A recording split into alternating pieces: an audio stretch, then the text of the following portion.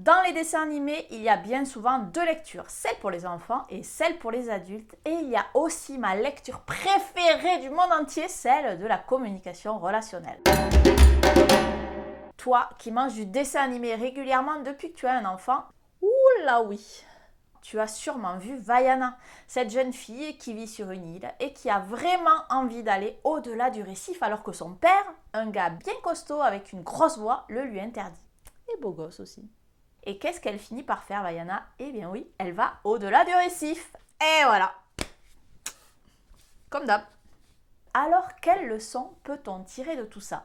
Eh bien, la première est que d'être costaud avec une grosse voix ne suffit pas toujours pour que les enfants fassent ce qu'on leur demande.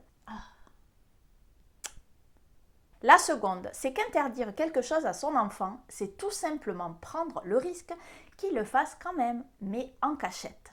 Tu interdis des bonbons, il va s'en mettre plein le ventre quand tu seras sous la douche.